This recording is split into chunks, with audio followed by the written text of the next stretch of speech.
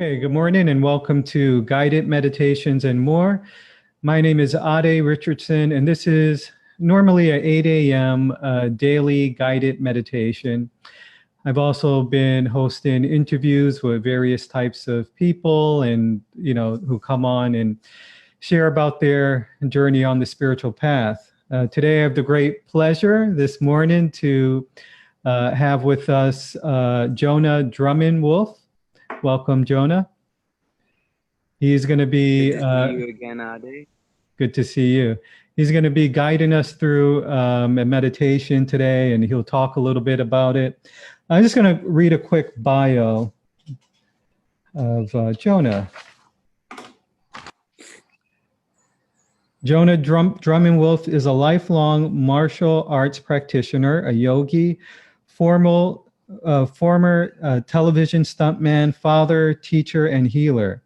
He stepped away from TV and film to follow his Native American roots, which led him into indigenous survival and shamanic practices, leading him to yoga and study with a guru in India, and back to martial arts with a much deeper understanding.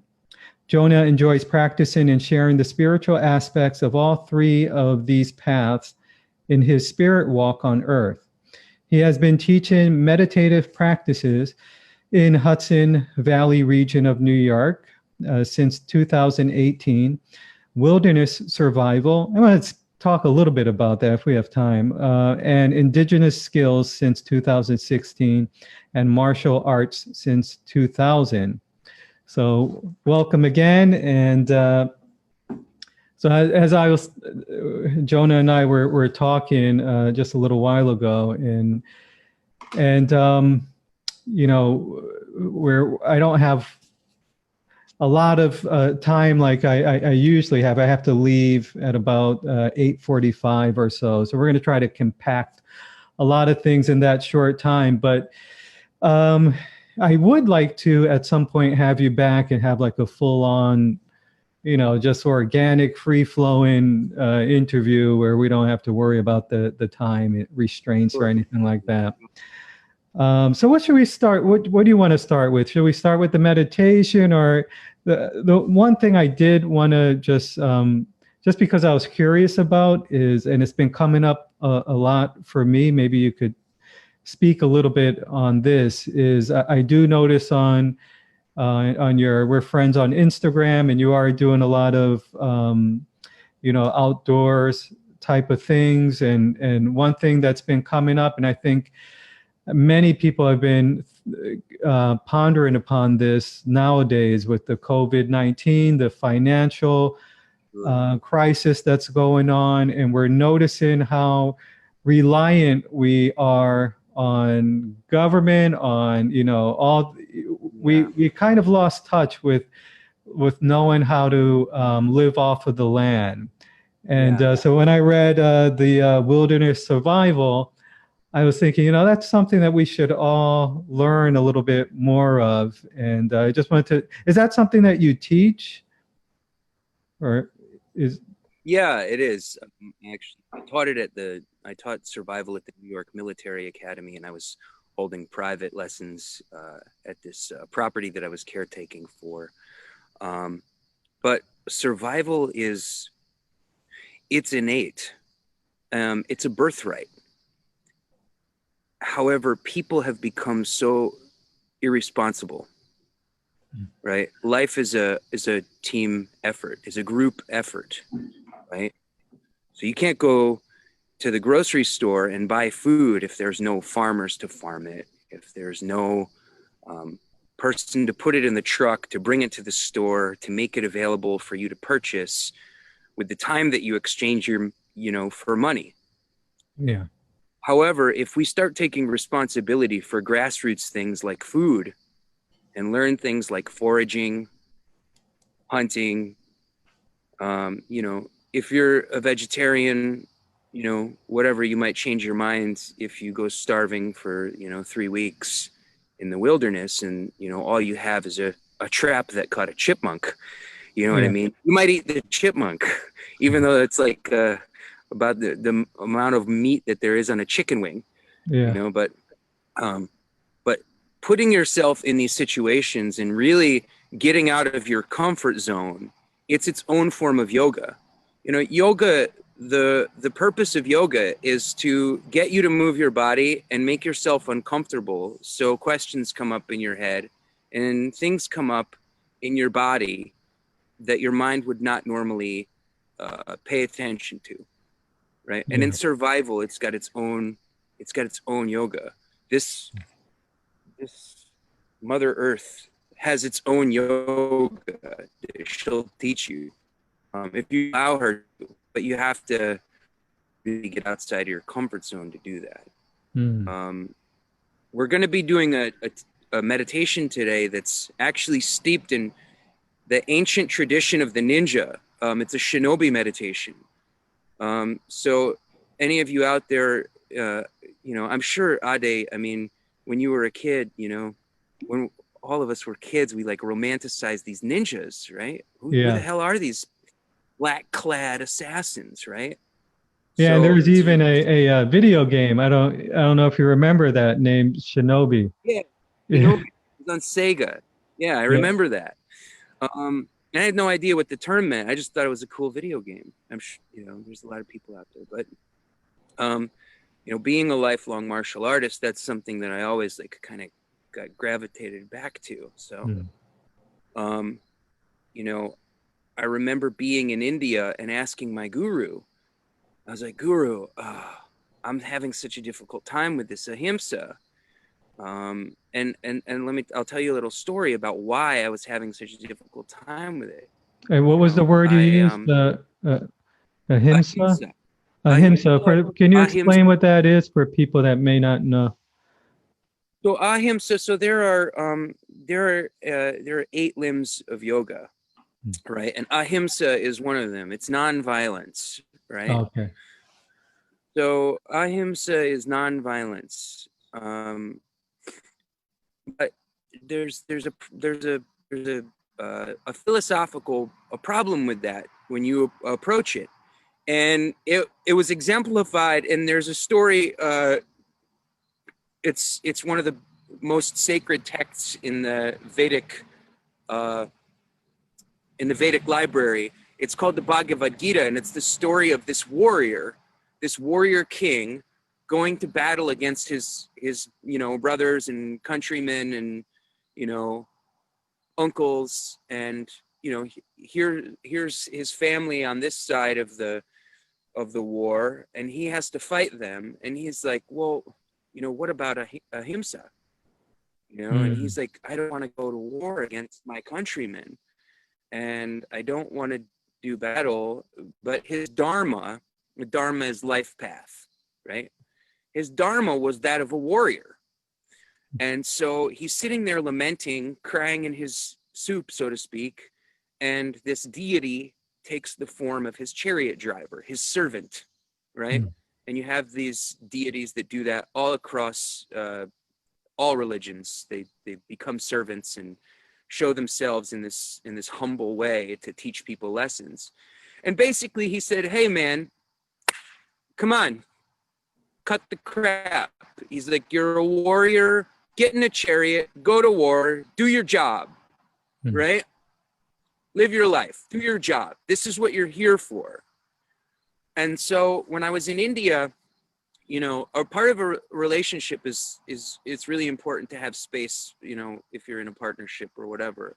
And so, my partner and I, we have days, we call them MeWe days, where we separate and we have our own experience, and then we come back and we share that experience with each other.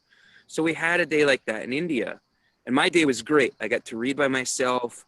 I went to the marketplace. I had some amazing chai. I had some conversations with locals, and I came back, and her day was wrought with lechery, and she got attacked by a monkey, and I was furious. And I wanted to go beat up every monkey and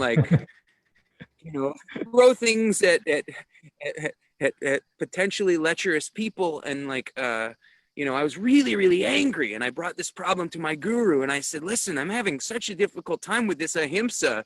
I was like, if I was with her, I would have beaten that monkey so bad. And he's like, listen, you have ahimsa all wrong. It says ahimsa is not about don't do anything. Sometimes ahimsa means that when that monkey is attacking you, you lovingly pick up your stick and you beat that monkey with compassion. And I was like, wow, okay, I get it. And then that story of Krishna and Arjuna kind of made a little bit more sense. And when I came back to the States, I was like, okay, so it's okay for me to be my warrior self. I've gotten so far from the yang and so into the yin that I've lost balance. Yeah. And so the whole meditation thing, this whole spirituality thing, it's about finding balance, connecting that balance to your purpose, and really standing firm in your unique identity and your unique truth, right? Because your meditation path, your spiritual path is going to be completely different in some aspects than my path. And one of the things that we get trapped up in on this planet is it's really easy to follow the herd. It's really easy to get stuck in a religion and lose the spirituality. Yeah. So religion is following blindly, a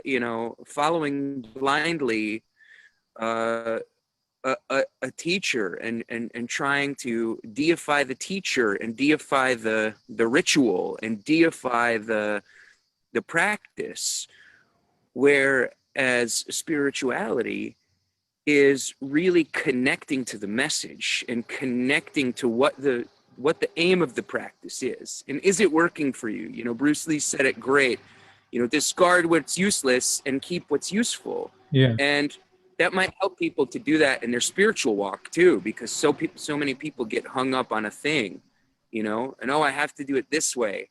I have to burn the incense at this time. I have to sit with the sunrise. I have to have my hair up when the sun rises and put it down with the sunsets and dunk 3 times in the Ganga, or whatever it is that your thing is that you're obsessing over. Like religion and spiritual practice can be a trap. So don't get trapped in the obsession. If you need to, get trapped in the obsession for a while. If you need that discipline, that's where that comes in. But sometimes the discipline and the practice can you have to find that balance. Yeah, I've had that experience too, where it becomes we start to control. It becomes a way to avoid uncertainty. The brain is always seeking certainty. So, sometimes for me, I might use a spiritual practice and do everything at this time, and this time I have to do these prayers and that prayer, just to kind of, so that there's this not conscious feeling, but somewhere inside, okay, if I do these things, then I'll be safe, then everything will be okay. But when I have that moment of, and sometimes it just comes unexpectedly, when I just give up the whole thing, just say, okay, I'm just going to go to sleep today. And at those moments, sometimes there feels this feeling of separation that the controlling mind sort of increases, that feeling of separation. When I'm able to just let go of it all, then there's this feeling of peace and harmony. But then, of course, the mind comes up again and tries to turn that into a thing as well. So I got to do this tomorrow and, just let go of everything again. That's the path.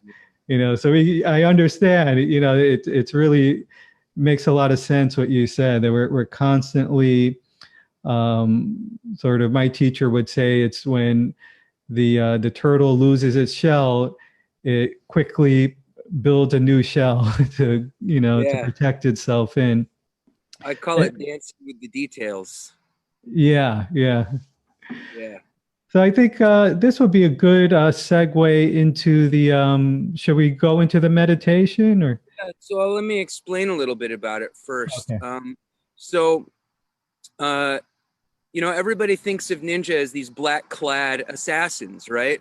Well, the word assassin comes from the word hashishin, which meant hashish eaters. I don't eat hashish. I don't really deal with any intoxicants, but that's where the term came from. And it was a secret society from the Middle East. Now, what people don't know about the ninja is that their whole culture is based on this text called the Amatsu Tattara. Now, the Amatsu Tattara was written by a Babylonian man named Mima O, who immigrated to Japan after his travels throughout India and Asia and all over. And he amassed this wealth of knowledge. And he was revered as a Brahmin in India and a sage. And he settled in Japan and wrote down his life's work and then passed it on to his students, who happened to be families. I think it was the Nakimoto family that he passed down his texts to, and it became part of the tradition of the shinobi. Now, the shinobi were this kind of conglomerate. If you watch Star Wars, they were the rebel army, right? So the daimyos and the shoguns and all of the ruling class of Japan, who were very about order and about structure and about class, and like, you know, the lower class had to bow down to the upper class. Well, there were these forest warriors who believed in the preservation of the land and the rights of the people, and they fled to the Iga and the Koga mountains and became these shinobi. Well, in Japanese culture, you know, if you go against the ruling class, you're bakudan, you know, which means a bad person. So you're, you know, you get a bad rap, right? And we're seeing a lot of, you know, this this revelry in society today. You know, we have rebel forces standing up for human rights, you know, and we have people speaking up against what is the norm, right? And you know, maybe there's this connection that we can form to the ninja, who used to rise up against these overlords of power. But the normal people didn't have access like we have today to intense martial arts or training or whatever. So, you know, if they didn't agree with what was happening politically, they would flee to the mountains and become part of, you know, these shinobi. Yeah. And with that tradition came this spiritual text, the Amatsu Tattara, which you know, which you had to be initiated into. But in order to be initiated, you had to have an undying sense of purpose. But to have an undying sense of purpose, first you had to heal the scars left by the conditioning of growing up in the world, right? So in order to be somebody, you have to find who that somebody is. Yeah. Right? So they had all these techniques. And we're going to go over 3 techniques today. One is a meditation, a guided meditation. The other is some breath work, because just like in yoga, the ninja had breath work, the shinobi had breath work. And the breath work that we're going to deal with today is the Kokkuchikara. And it's very similar to the breath of fire. It's to ignite passion. And then we're going to go over a mudra, but in the shinobi tradition, it's called Kujikiri, right? So this is Rin Kujikiri, RinkujiKiri. And this is for power. And some people call it strength or whatever, but really it's coming from a place of power. So first, we're going to we're just going to take a few deep breaths. I encourage people to close their eyes if they can. Inhale all the way down to the belly. Exhale out with a ha sound. And let go of all of the noise of my voice. let go of the imagery from this conversation that we had talking about all this stuff. And just let it all go. Try to wipe this slate clean. If you can hear the sounds of nature and the sounds of the birds out where I am, try to let go of the sounds of man and find the sounds of nature in the noise of wherever it is you are.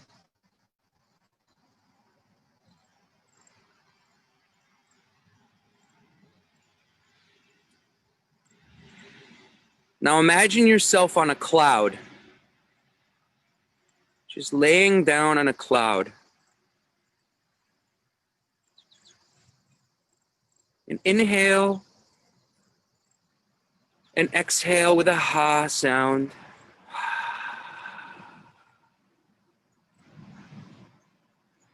And continue that breathing. And on every exhale, you sink lower and lower on that cloud.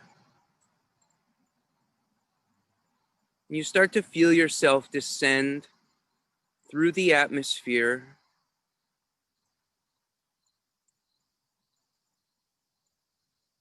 Exhale.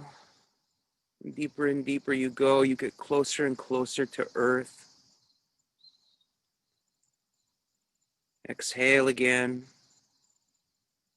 Closer and closer to earth. Maybe your shoes are off. You can feel the wind on your feet as you get closer and closer to earth.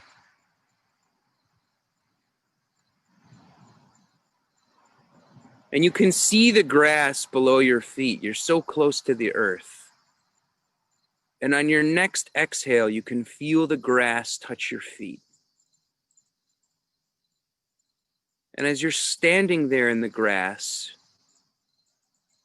you realize that you're on a mountain or a hill with a beautiful, beautiful panoramic view.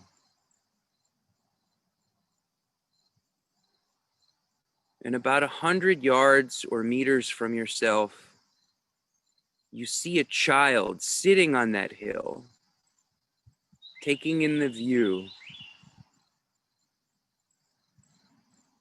And as you inhale and exhale, you feel the grass on your feet as you step closer and closer towards that child.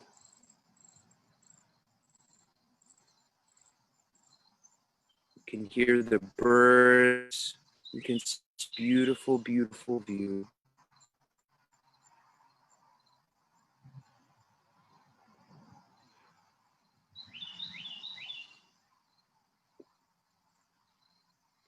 Inhale, exhale. And you're curious why that child is there without its parents. And so you step closer and closer.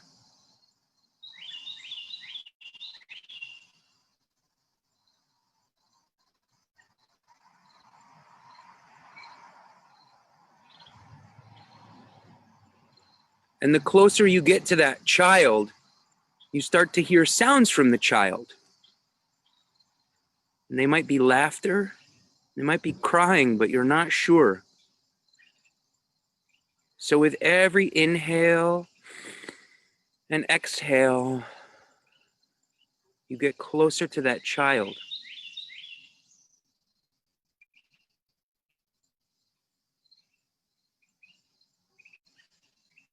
And the closer you get, you realize that those sounds are crying. The child is crying.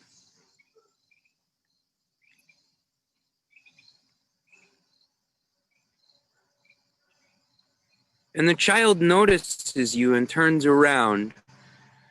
And you ask the child, "Why are you crying?"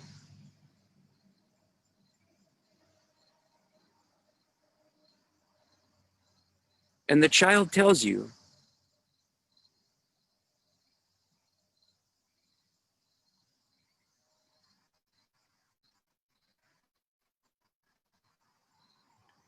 And you pick the child up and you ask if there's anything you can do for that child.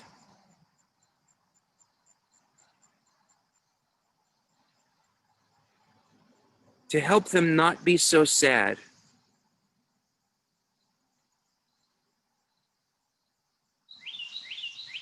And at that moment, you realize that that child is you at a young age.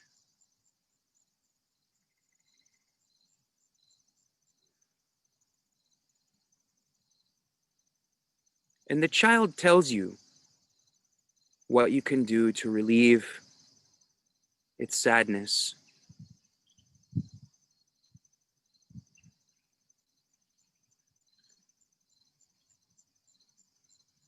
And you have a choice.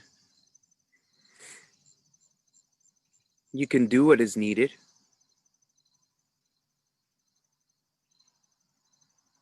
Or you can put the child down and visit the child again on the hill when you're ready to do what's needed. Whatever your choice is, make that choice now.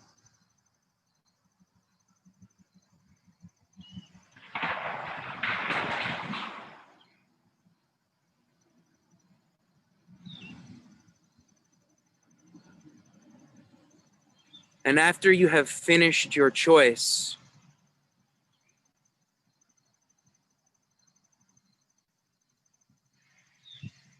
whether you tell the child that you'll return or whether you entertain its need, you can give the child a hug or say goodbye and slowly, slowly find your feet back on the grass and find your breath again. Inhale, exhale. Inhale, exhale. And without judgment of your choice, find your way back to the moment.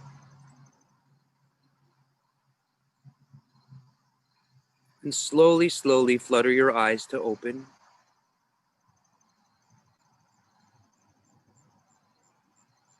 And take a big, deep inhale. And find something that you can see that's tangible.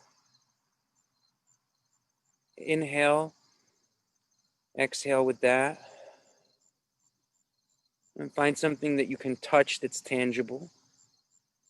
Inhale. Exhale with that. And find a sound that you can hear, whether it's the sound of my voice or something in your environment, to bring you back to the present. Now, what we're going to do next is we're going to do a mudra, a kujikiri. It's rin kujikiri. So does everybody remembers, this is the church, this is the steeple, is like a children's hand thing that we did. Some of us, and we're going to interlace the fingers as such and curl them down into a fist, pointing the index fingers together and bringing the thumbs down like so. And we're going to bring it close to the chest, close to the solar plexus. That's the place of power. So this is rin kujikiri. It's for power. And the breath that we're going to do is Kokkuchikara. Similar to the breath of fire, but quite different. If anybody's familiar with Kapalabhati or the breath of fire. So what we're going to do is take 2 sharp inhales to the upper lobes of our lungs. Very quick. And then we're going to let it out slow. And then fill up the belly completely. And let that out very, very slow and repeat.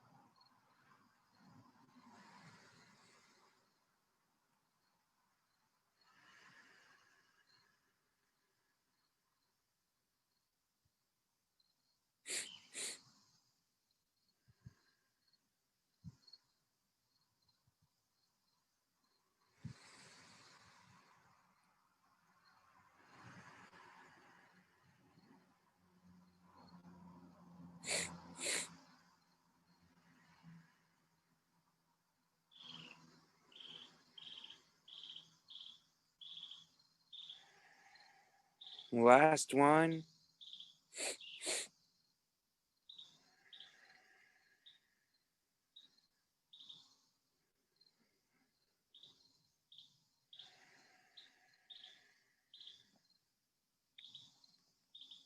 On shaze shonen daikyomiyo.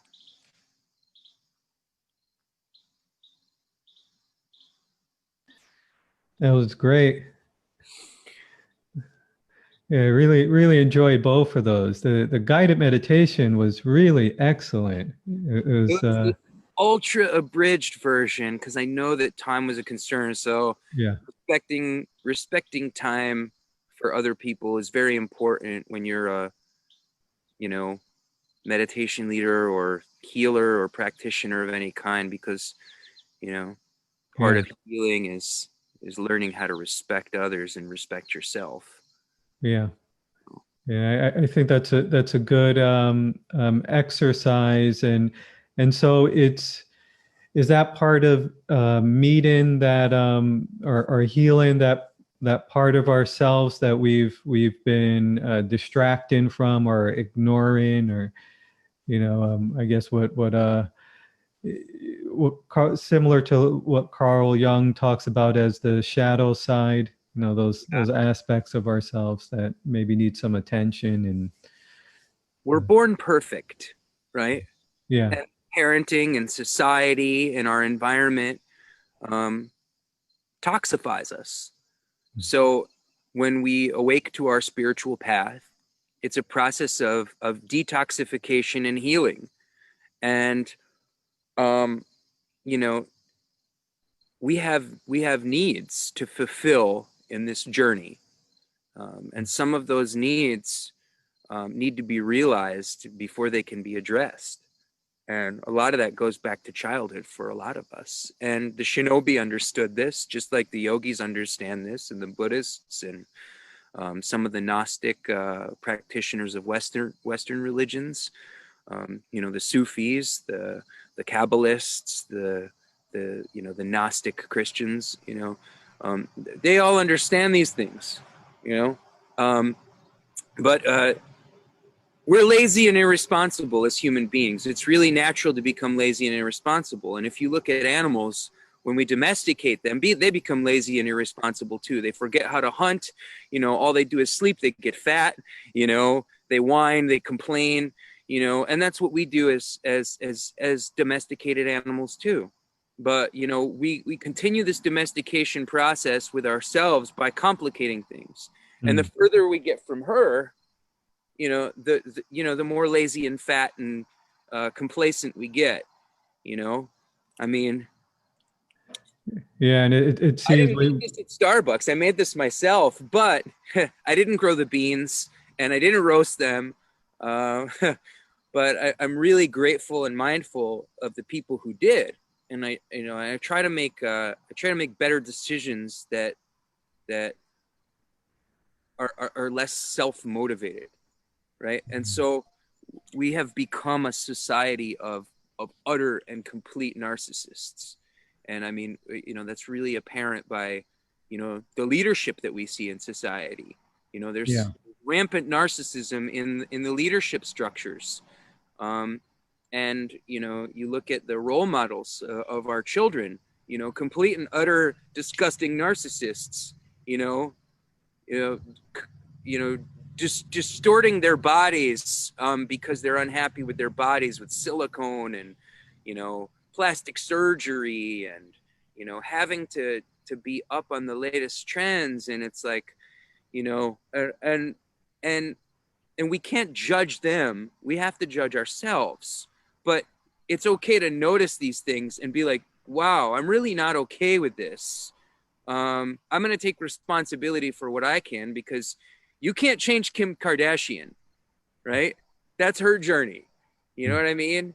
And you can't keep young women from looking up to her as a role model. You can just offer something different, offer an alternative. And then when they wake up to the fact that, hey, my life is empty, I don't want butt implants, and I don't want to go out to the club every night.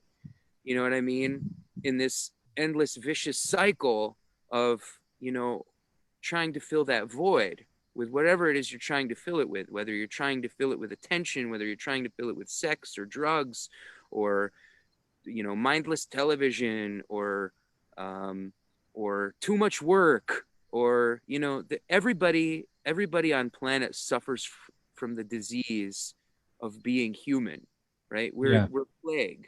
We are disease, right? Anybody ever watched The Matrix? It's true. We are a disease. But when we wake up and realize that, we can take a conscious step and say, no, I'm not going to behave like an amoeba. I'm going to start to shed these layers and get back to this and find out where my divinity begins. Yeah, and as you had stated before, one of the first, like with that meditation practice and talking about your intro to that practice is we first need to meet ourselves. We first need to know where we are, and part of that is admitting these narcissistic tendencies or aspects of ourselves. And by the way, I have them all. I've tried the drugs, alcohol, the overwork and all, and it does, as it doesn't work. But, in this society, because so many are so quick, you see it on social media, to judge and condemn each other. And and that's why I like that meditation. Is for me, one of the important parts is to be able to look at these things, but not in a pejorative way, to be able to look at it with a compassionate, non-judgmental awareness. And my apologies to Kim Kardashian if she's watching. You know what I mean? Like I have the same garbage. I had the same garbage that, so whatever, wherever she is on her journey, I don't know.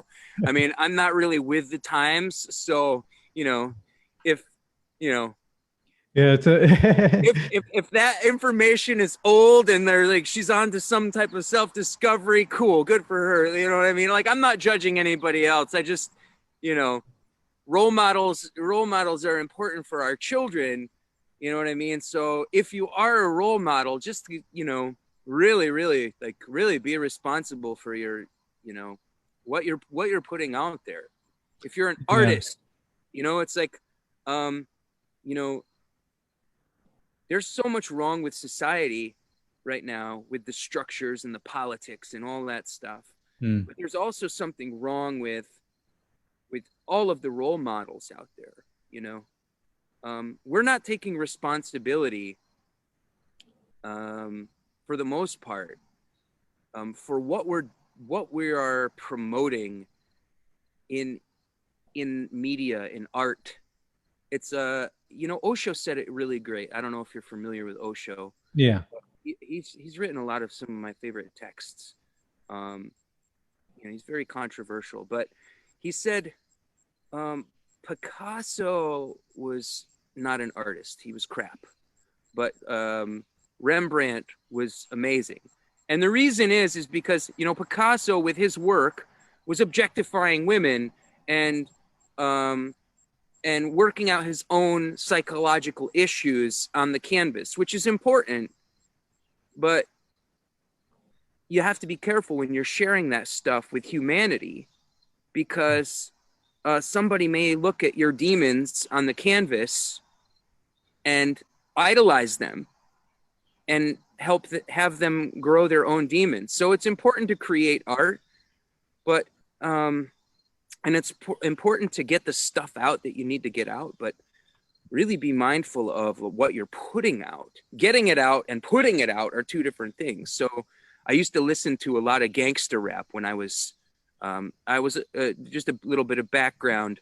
I was a homeless teen, joined the army before I ever got a leg up in life. So when I was a homeless teen, I listened to a lot of like really violent music. And that kind of colored my experience on life and a lot of the choices that I made. And, you know, here were these role models that made it up from poverty into godlike status, but they were, you know, they were doing really horrible things to get there. But I would idolize them because here I am living on the street, you know, as a teenager, and like, how do I get out? How do I get out of this? You know, hustle and grind, right? So that wasn't really healthy for my soul, right? But I had no way of knowing that because that was the hope that was given to me, right? That was the hope that was given to me through media. Yeah. So as artists, we need to take responsibility for what we're creating. You know, I'm a songwriter, and now I'm really mindful. Like, I don't write songs about like bad relationships. And maybe if I do, I just don't share them with people, you know, or I don't write songs about like personal trauma, and unless it's going to be uplifting and help somebody heal from it. So as an artist, you're a magician, right? Art is magic. Music is magic, right? So take responsibility for your magic, and let's heal. Let's heal each other. Let's heal each other for real. Because this world is not going to fix itself. We have to take responsibility for ourselves, and then we have to take responsibility for our tribe, and then we have to take responsibility for the community, and then we have to take responsibility for the planet. That's a good point. And you know, especially in today's climate where we're living from thriving off of contrast and polarity, power, and I feel like what you're talking about is moving more in a direction of cooperation and compassion, where we're thinking about the, you know, the collective and being mindful towards that, because, you know, the truth is we're serving ourselves. You know, we're not separate. That one self, that one you know, awareness is manifest through these different forms. As a, you know, individual, you know, the Ade personality thinks, well, what am I gonna get out of this? You know, are my needs going to be met? And you know, why do this for this person when, you know, I'm not going to get anything from that? And I, you know, I came to this sort of realization once when I was thinking along those lines, and then I always had a hard time with thinking about others, or really serving, you know, others. I was quite selfish and self-centered in that way until I really, you know, and you touched upon, you're bringing a lot of this up, is that same, the benefits I get from something, that feeling of wellness, you know, that feeling of peace, you know, that experience is the one that experiences that as this awareness, as you know, whatever you want to call it, the self is the one self. You know, so if we just take away that I, you know, that little I, that personal Ade, then it becomes, okay, well, why not do it for this person? It's the same thing, you know. You're healing yourself when you're helping others. Exactly. Yeah. Exactly. Yeah.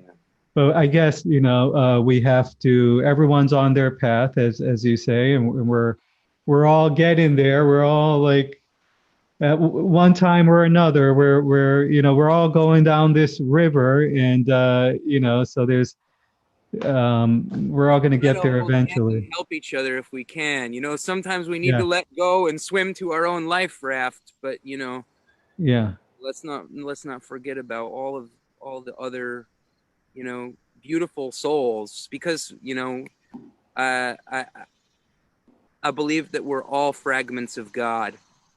Mm. You know, we're all fragments of God. You're a fragment of God. I'm a fragment of God. You know, everything is just this, you know, wonderful puzzle piece, you know, for this big, beautiful picture that we're all too small to see by ourselves, you know. And the more that we connect, you know, the more that we connect to her, the more that we connect to each other, and the more that we connect to, you know, that light within, Mm. you know, we're gonna be able to get that vibration collectively raised. You Yeah, know? that's beautiful. And this, you know, when I started these interviews, I, you know, was thinking, well, there was this, I never thought I would be doing this, but there has been this desire to do it. And you just hit it on the nail that we're all pieces of this puzzle, you know, and we can't see the whole thing.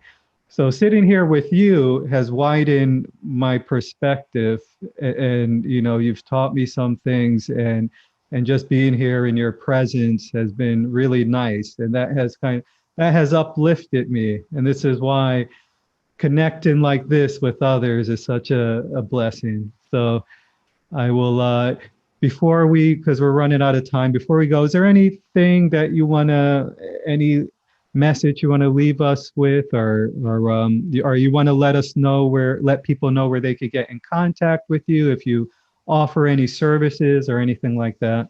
Sure, you know, I do coaching. It's on a case by case basis. And I work on 100% donation because different people have different financial situations. Um, you know, and I don't want that to deter anybody. So you know, I work on the honor system. You know, most people are good people. Um, I don't, and my services aren't free. You know what I mean? But they don't cost you anything, but you have to show up with something. You know what I mean? And I don't know what that something is, and maybe you don't know what that something is, but you know, there's an exchange that, you know, the universe will kind of dictate. Mm. Um, and if anybody needs to get a hold of me, you can get a hold of me through my Instagram page, jonah.drumming.wolf. If you Google Jonah Drumming Wolf, I'm pretty easy to find. Or you can shoot me an email at jonahdrummingwolf@gmail. Okay, great. And I'll put a link to those in the body of this Facebook video as well. And like I said, this once I'll send you a copy of this video. I do a little bit of editing, and you know, I just add some music and stuff. And Yeah. Sometimes I do workshops too. So if you watch my page, I also have a the Art of Love and Yoga page. Yeah, I think you have that. yeah. Excuse me. So But I'll add all those in, and I prefer one-on-one students because, you know, I can really pass information like this is great, you know, Zoom is great. I'm not a really techie person, but it's been a really great tool, especially with everything that's been going on. So, you yeah, know, yeah. So thank you for joining. I'm just going to do some quick closing announcements. Thank you. So this is guided meditations and more. Again, we were having a conversation and guided meditation with Jonah Drummond Wolfe. And let's see, if you want to be notified about our upcoming daily 8 a.m. meditations, interviews, or other things that I post on the page, you can like or follow the page, and you'll get the updates. If you have any comments or questions for me, you can send me a direct message. Also, if you want to suggest someone that you think has an interesting story that might be a good choice for an interview, send me an inbox with recommendations. What else? Tomorrow at 8 a.m. Eastern Time, we're going to have a Reiki and sound healing meditation with Cecilia Waterman Santiago. She's she actually kicked off these interviews. She was the first person I interviewed, I think, back in March. And, so she's going to be back for that. So join us for that. And that's it. Everyone, be well. Much love and blessings to all. Again, Jonah, thank you. Much love to you. And wishing you all the best. And please come back sometime so we can have like a, have some more time to talk about your story and your journey. Really interested about your, just your general life journey, so maybe we can do that sometime. Yeah. We'll make that happen. All right. Okay. Take care. All right. Thank you, Ade. Thank you.